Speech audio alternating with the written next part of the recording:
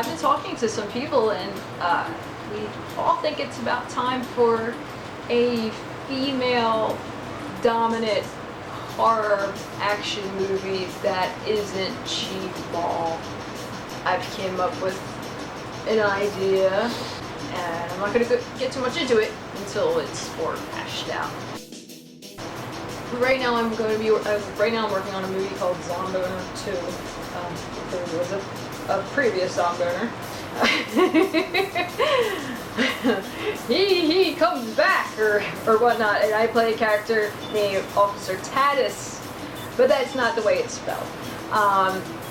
So there's a running joke in the film that I'm Officer Tatus. Again, another great director and cast, and very fun shooting.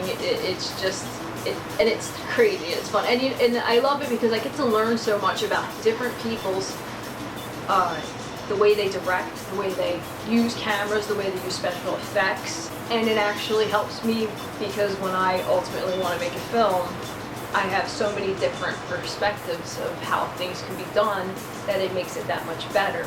You know, even though I'm acting, I'm also being an observer of how things are being shot, how different people are using lighting, boom mics, or no boom mic, you know, like it's just, everything's different. And that's cool, because now I get to learn for myself.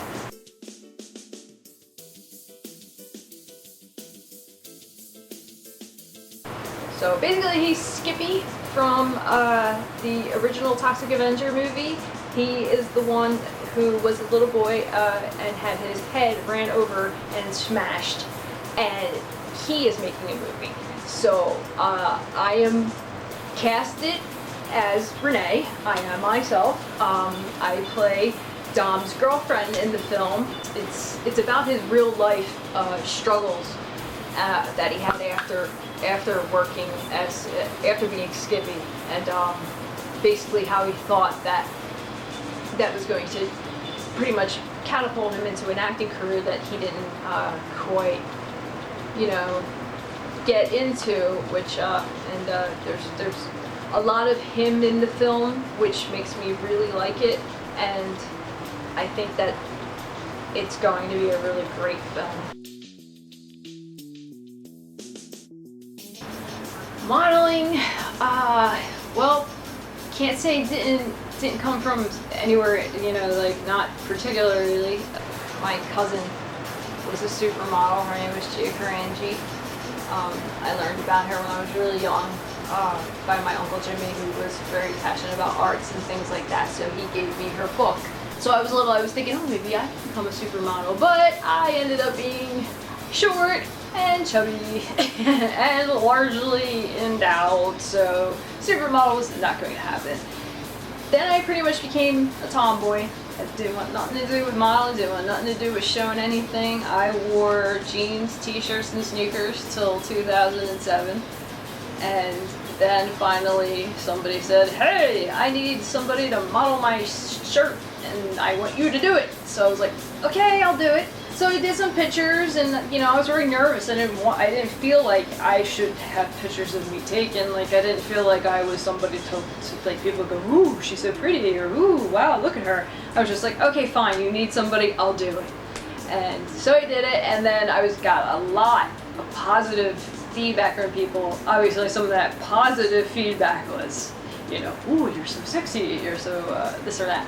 So basically, that's kind of where the modeling actually went to, was the using of the more sexual aspect than it was of anything of like glamour or runway or tradition. I basically was doing horror modeling, alternative modeling, basically just whatever I felt like wearing or modeling was going to be what I was going to model.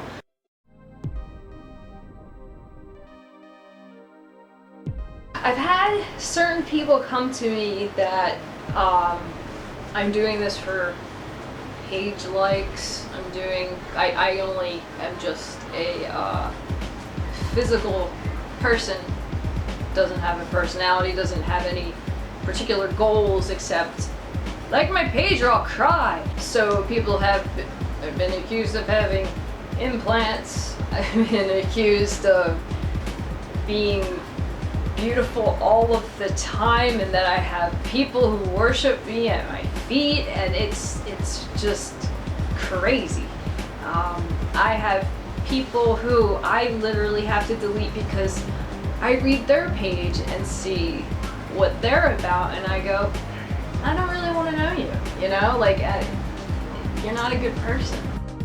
Pop-up notifications all day long, and I don't think people understand that there's almost 5,000 people on my friends list, and I chose to put them all on there. There's over 600 that I haven't friended yet because I don't know them all enough. I read everybody's profile and see how long they've been on Facebook and see who they are before I usually add them. You know, sometimes I scroll really fast and I'll miss something important, like, oh, I didn't know that. I should probably not have added you. But for the most part, I mean, it's usually someone who I think is cool, but then I find out later in their messages that they are like, God, you're making me crazy, and I want to see, do you have another website? Do you have other photos that you could show me? Do you have this? Do you have that? And I'm like, no. And they're like, well, could you just for me? And I know. It's like, I have a brain, and so more or less I just kind of sarcastically either answer their questions or more like or I just play dumb. I go, other pictures, of course, here, and I'll send them like Niagara Falls. I'm like, you know, they say, do you have any naked pictures? Yeah, here's a blank one. Like, and they go, oh yeah, this is not the type of girl you want to like ask these questions to, because, you know, I'm just, I'm personality first. My ultimate goal would be to make a documentary, or a couple of documentaries, focusing around, you know, different aspects of human beings and changing maybe the view of the world right now. I think that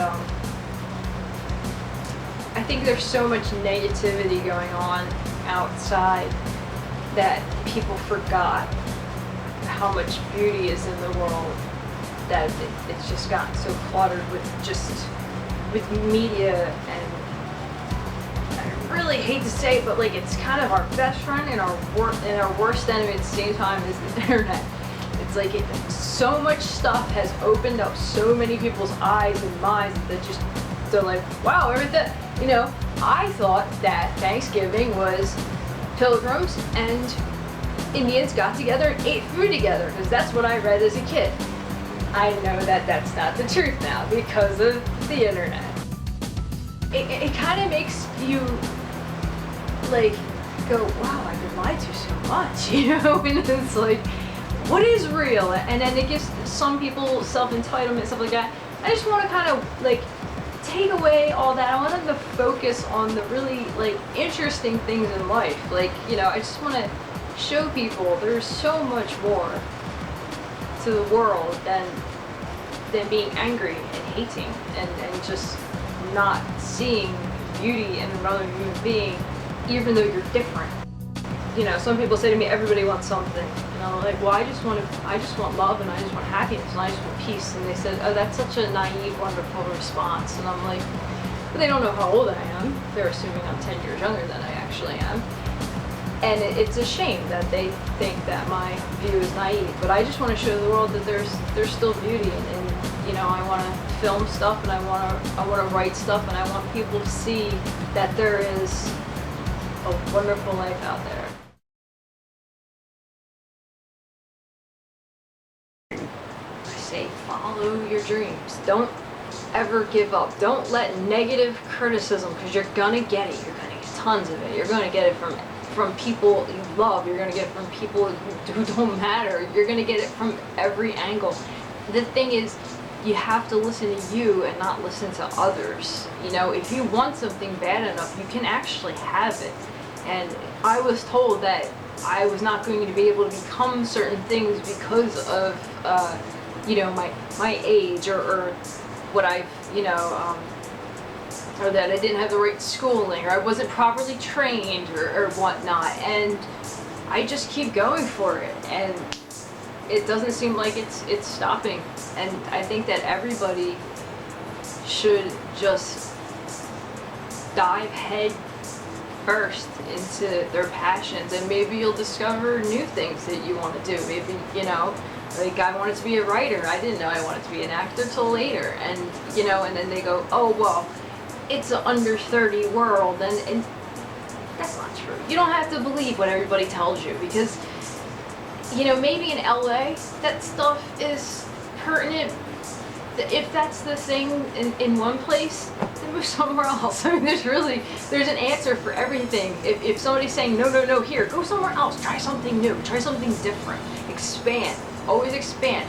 Get to know the people around you, support each other, because you are a family whether you know it or not. If you want to be in films, if you want to be a model, if you want to be an actress or an actor, if you want to do special effects, you can learn from each other. I mean, you could just ask questions. There's no harm in asking. Like I said, I wanted to sing with my band I loved when I was a kid, Green Jello. All I did was ask, and I got a yes. That's all you really have to do sometimes, is just ask. It's as simple as that. People go, how did you do that? That's what I asked. Like, really? Like, that works? Sometimes it does, and it's great when you could just ask a question and somebody goes, yes, I'll help you, or yes, I'll do this for you, yes, oh, I saw that you do this, so I was thinking maybe if you want to do that, you know, and it's just a matter of paying your dues. You're gonna have to pay your dues. You're not gonna get paid all the time. You're gonna have to do stuff you don't like. You're gonna have to do stuff for free. I mean, some people don't achieve their dreams until they're in their 60s.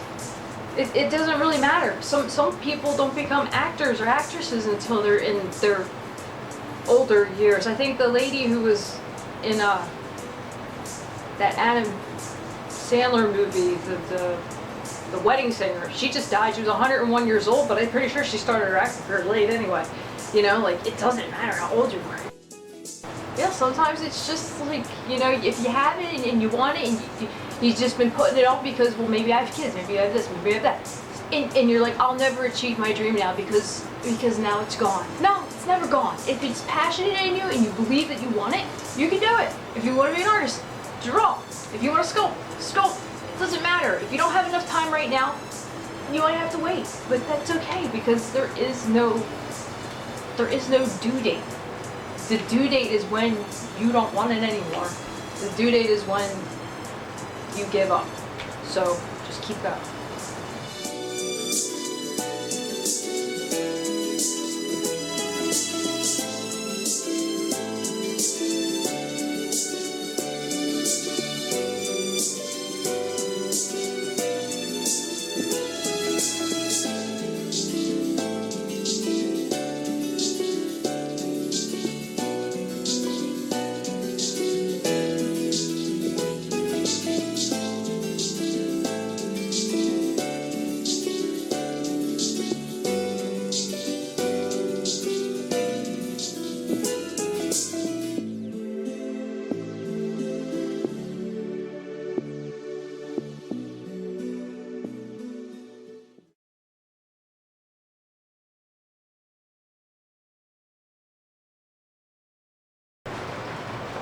Battery's low. My battery